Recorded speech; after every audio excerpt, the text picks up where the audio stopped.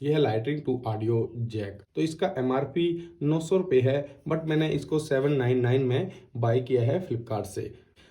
तो देखते हैं ये कैसे काम करता है हेडफोन के साथ और कैसे काम करता है ये माइक के साथ। तो आइए कर लेते हैं इसको अनबॉक्स और उसके बाद यूज करके देखते हैं अपने हेडफोन्स और माइक को।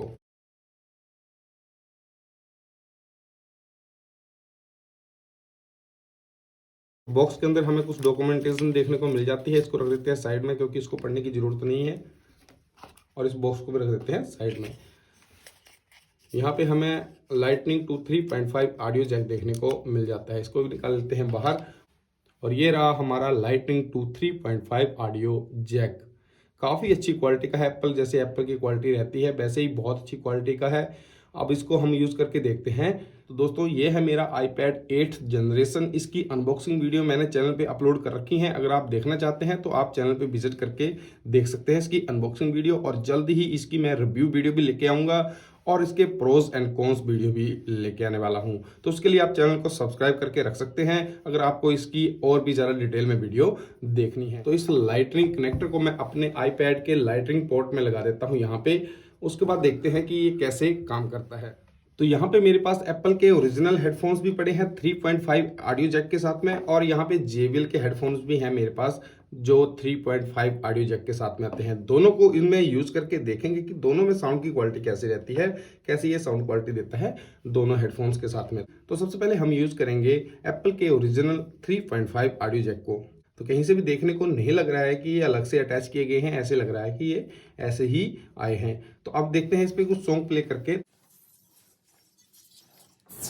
इसको मैंने एप्पल के ओरिजिनल हेडफोन के साथ कनेक्ट करके देखा, इसमें वैसी आवाज़ नहीं आ रही है। हो सकता है ये कि iPad से ये प्रॉब्लम हो, क्योंकि iPad में इसमें आपको 3.5 ऑडियो जैक देखने को मिल जाता है। अभी मैं इसको अपने आईफोन के साथ कनेक्ट करूंगा जिससे मैं वीडियो रिकॉर्ड कर रहा हूँ, उसके बाद इसका ट्रायल कर लेता हूँ। उससे पहले मैं अपने JBL के हेडफोन्स को भी इसके साथ यूज करके देख लेता हूँ कि JBL के हेडफोन्स में ये कैसी साउंड देते हैं। तो यहाँ पे मैंने इसको यहाँ पे ये कनेक्ट कर दिया। उसके बाद देखते हैं इसको सुन के कि कैसी ये साउंड देता है।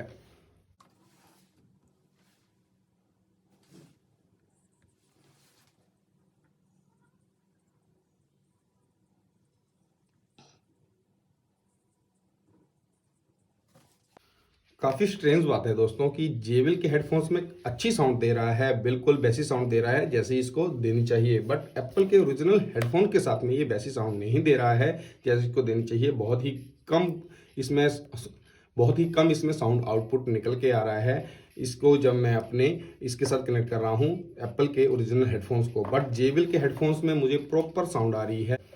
तो अब इसको मैं अपने आईफोन के साथ यूज करके आपको रिव्यू दे देता हूं कि कैसे आईफोन के साथ ये काम कर रहे हैं।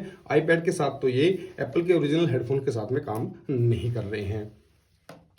तो दोस्तों जैसे कि आप देख पा रहे होंगे कि मैंने इसको अपने आईफोन के साथ कनेक्ट कर लिया है। आइए अब कुछ सॉन्ग प्ले करके देखते हैं इसको कि कैसे ये साउंड दे रहा है आईफोन में, क्योंकि इसमें आपको लाइटनिंग कनेक्टर ही देखने को मिलता है और लाइटनिंग कनेक्टर में मेरे पास लाइटनिंग हेडफोन नहीं है, क्योंकि इसके साथ मुझे हेडफोन्स नहीं मिले थे, सिर्फ चार्जर मिला था। जो एप्पल के नए डिवाइस लॉन्च आ रहे हैं अभी मार्केट में, उनमें आपको हेडफोन्स देखने को नहीं मिलेंगे, सिर्फ डाटा केबल देखने को मिलेगी Type-C टू लाइटनिंग। अडेप्टर भी इसके साथ देखने को नहीं मिला है। इसकी भी मैं जल्दी ही वीडियो लेके आऊँगा इस आईफोन की। तो अगर आप इसकी डिटेल में वीडियो देखना चाहते हैं आईफोन 11 की, तो आप चैनल को सब्सक्राइब करके रखें, क्योंकि इसकी भी डिटेल्ड वीडियो आपको जल्दी ही चैनल पे देखने को मिल जाएगी। तो आइए करते हैं इस पे कुछ सॉन्ग प्ले।